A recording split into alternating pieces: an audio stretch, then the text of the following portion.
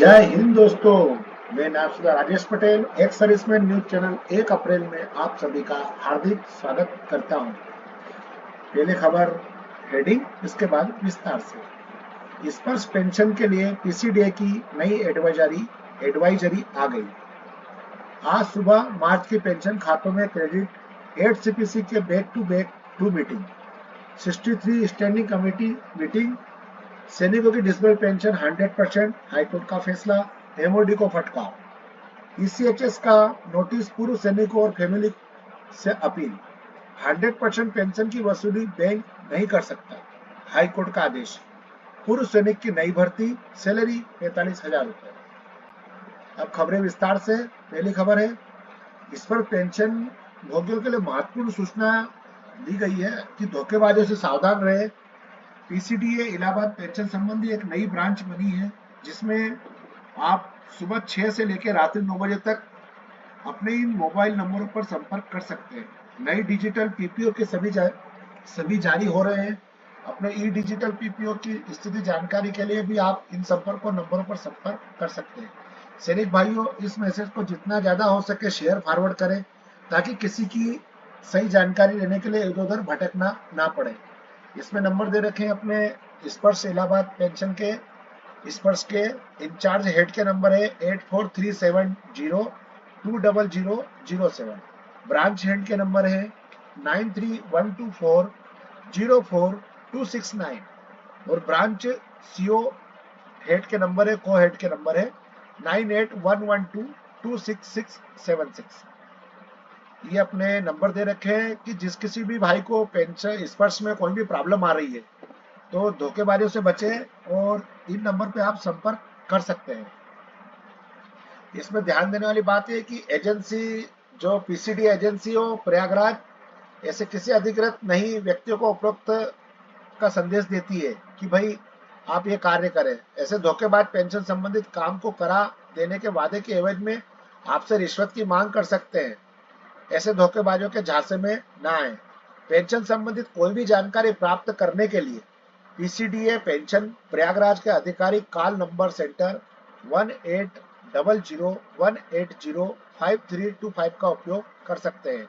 अपने पेंशन संबंधित विवरण देखने या शिकायत यदि कोई हो तो दर्ज कराने के लिए अपनी आईडी और पासवर्ड का उपयोग करके स्पर्श पोर्टल www स्पर्श डिफेंस पेंशन गवर्नमेंट इन पर आप लॉगिन करके कर सकते हैं। सतर्क रहिए और स्वयं धोखेधड़ी से बचें। यह भी एक धोखेबाजों से सावधान के लिए एडवाइजरी है। इसमें भी यही बताया गया है पीसीडीए इलाहाबाद की तरफ से कि ऐसे धोखेबाज पेंशन संबंधित काम को करा देने के यदि एवज में आपसे रिश्वत मांग रहा है तो उसके झांसे में ना आए।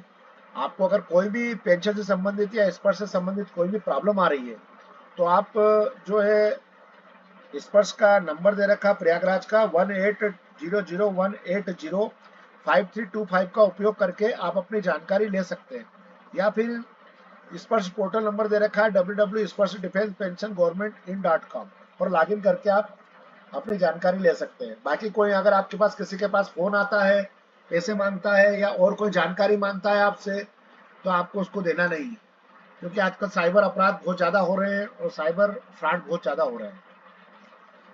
ये पेंशन आ गई है अपने खातों में 1 तारीख को। ये उसकी अपने एक सिपाही है बलराम जी, उनकी एक ये मैसेज है जो आपको दिखाया गया है।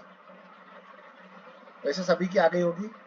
और एक स्टैंडिंग जर्नल ऑफ जेसीएम की एक अटैचमेंट 63 मीटिंग है, उसके बारे में बताया गया कि नेशनल काउंसिलिंग जेसीएम हेल्ड 23/4/2025 को होगी under the chairperson of secretary of 11 PM पर। ये उसका एक लेटर है जनरल सेक्रेटरी का कि आई एम डायरेक्टर से to the 63 meeting job Standing Commission of National Counseling (JCM) will be held 11 AM on 23/4/2025 और 8 CPC कमीशन की मीटिंग के with secretary DOPP and all pensioner associates को दिया गया है ये, और ये उसके बारे में पूरा लेखा जोखा दिया गया है। यहाँ आप इसको पूरी जानकारी के लिए पढ़ सकते हैं। दिल्ली हाईकोर्ट का फैसला है कि 2 पूर्व सैनिकों के पक्ष में आया है। विकलांगता पेंशन देश का आदेश देने का आदेश दिया है और केंद्र को लगाई है फटकार। हमारे जस्टिस सी हरिशंकर जी हैं और जस्टिस अजय डीजे पाल की बेंच ने केंद्र सरकार को 2 अपीलों को खारिज करते हुए कहा है कि एक सैनिक की त्याग की कीमत कोई नहीं हो सकती। अदालत फैसले के मुताबिक जो राष्ट्र उनकी सेवा को मूल्य नहीं समझता वह असली नायक को भूलने की गलती कर रहा है। पहला मामला पूर्व सूबेदार गवास अनिल मांडोसो का था। 1985 से सेना ज्वाइन की और साल में 2015 में डायबिटीज मेलिटस टाइप 2 में पीड़ित होने के कारण सेवा से हटा दिया गया था। रिलीज मेडिकल बोर्ड RMB ने उनके विकलांगता को 20% अस्थायी माना, लेकिन विकलांगता पेंशन देने से इनकार कर दिया। दिल्ली हाईकोर्ट ने सरकार के सोच पर सवाल उठाए कि कहां 34 साल की सेवा के बाद किसी भी बीमारी को गैर सैन्य कारण बताना सैनिकों के बलिदान का अपमान है। और दूसरा मामला अमित चंद का था, जिन्होंने 2005 में सेना ज्वाइन की और 2020 में सेवानिवृत्त हुए, लेकिन सेवा के दौरान उन्हें परिधि धमनी संकुचन रोग हो गया। उन्हें 20% के बावजूद भी विकलांगता पेंशन से वंचित रखा गया। उनके पक्ष में फैसला दिया है, लेकिन केंद्र सरकार ने इसे हाईकोर्ट में भी चुनौती दी थी। हक देने से इनकार करना सैनिकों के लिए अन्याय की बात है।